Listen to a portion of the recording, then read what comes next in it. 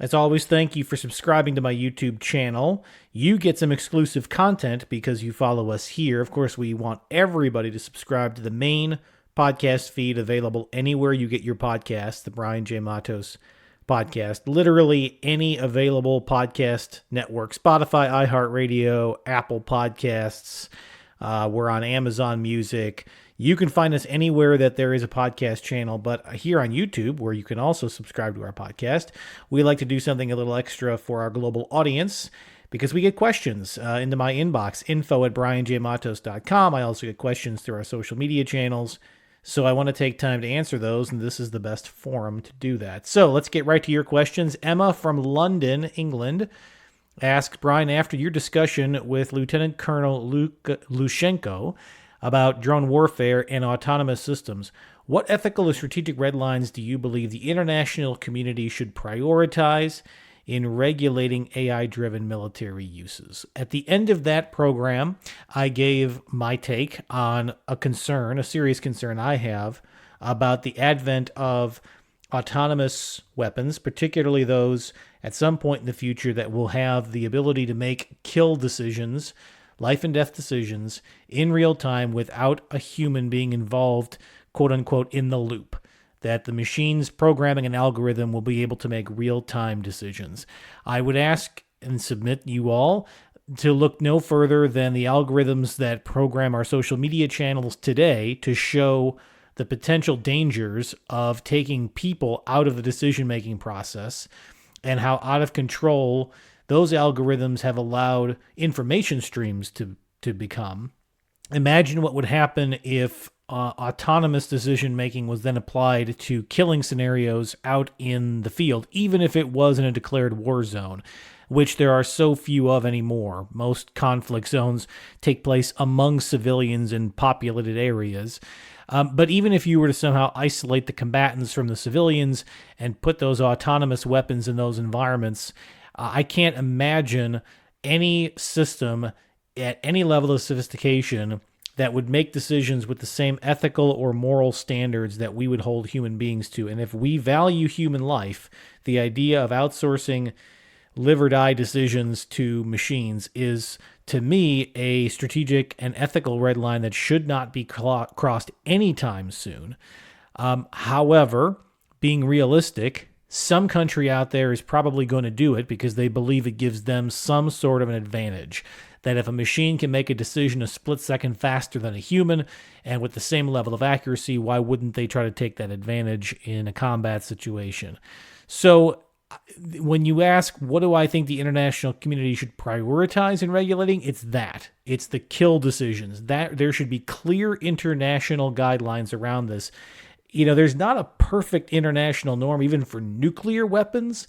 Countries that have nuclear weapons have different doctrines about how, when, and where to use them, but there's a general understanding that these weapons should only be used in extreme circumstances when the existence of the nation state itself is on the line, and little more than that. It's not written anywhere. It's not formal per se around the world, but it's generally understood. I think we're going to have to treat AI-driven military technologies in a similar manner, where outsourcing the kill decisions to an algorithm should be a red line that nations do not cross unless there are clearly defined reasons and boundaries for doing so. I will say one other thing that I hope the international community begins to prioritize in regulating the military uses of AI, and that is for intelligence gathering. I do think that AI has a huge potential to very quickly analyze humongous volumes of intelligence, data-driven intelligence, that today is hard for humans to be able to sift through in a systemic way, and I'm sure this is already happening. But in terms of interpreting that, I don't like the idea of not having a human being involved in the interpretation of these reams and volumes of data. I think there'll be a temptation around the world that militaries will outsource the intelligence functions to the AI machines and then inherently trust their analysis of the data, not just their ability to process and simplify and raise up the key points that need further scrutiny. just think about how many things in intelligence that humans get wrong today with all of their abilities to discern cultural differences, language differences, implicit versus explicit meanings, the psychology that goes into understanding your target, whoever you're spying on. And machines will only be able to interpret data in a very literal way, whereas humans have an ability to put that literal information into a greater context and understanding the humanity that comes from those individuals. So those are two things that I hope the international community prioritizes. These are the militaries of the world, to not take humans out of the loop in killing decisions in military combat zones, number one, and then number two, in intelligence gathering, to not take the human element out of putting intelligence into context in order to make decisions that, again, may end up being life and death decisions. And our second question comes from Marius in Berlin, Germany. Marius says, in light of your conversation with Fulton Armstrong on illiberal democracies, this is our most recent podcast episode released from season 3, how should democracies be strengthening their institutions, and what role should civil society and the press play in resisting democratic backsliding? That's a big, complicated question. I did give some thoughts on this at the end of that episode, so I will simply say two things. Number one, if you want to strengthen institutions, those institutions need to focus on why they exist. They need to focus on delivering for the people who trust in them, and in doing so, they will regain and re-earn the trust of society as a whole. The reason that you have a backsliding in democratic norms and in democratic institutions is because those institutions are perceived to have failed the people they were supposed to serve, and that includes civil society and the press. I will simply use the United States as an example, since I live in the U.S. and I have a better perspective of U.S. institutions. It is not just conspiracy theorists or political characters who are out there trying to cast aspersions on traditional media outlets or courts, for that matter, or other key institutions in our life, like churches. These organizations have done a lot to lose the trust of the people that they were meant to serve, especially in an environment where in the United States, media is a commercial business, and it's a money-making business. It's a profit-oriented business. And in the name of that, organizations decided that the best way to grow and retain their audience was to take a political position, cast one party and one ideology as the good guys, cast the other one as the bad guys, and report on news through this prism. In doing so, either side of the political spectrum demonized the others, created their own bubbles, created their own echo chambers, and disenfranchised and dismissed half of the country. Institutions, by their nature, need to serve everybody, regardless of your views and your backgrounds and your geography and your politics. But our media became profitable by doing the opposite, by picking a niche, super serving it, and making an enemy out of the other side. So the institutions are deeply weakened because they're deeply divided. Unfortunately, something similar happened in our courts. In order for judges to be appointed and to be retained in their seats, they had to become increasingly political in nature.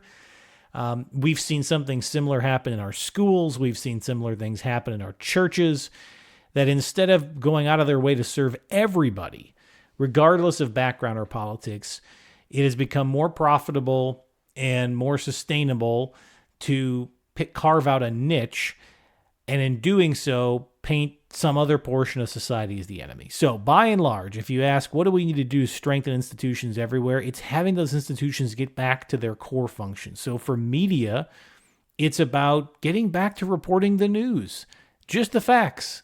Who, what, when, where, why. Tell us what happened. Tell us to the best of your ability why it happened. Tell us about the characters that are involved. Do it as fairly as you can.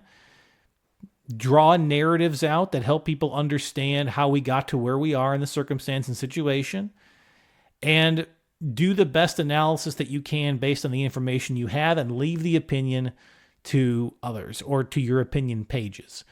Unfortunately, story selection has become partisan.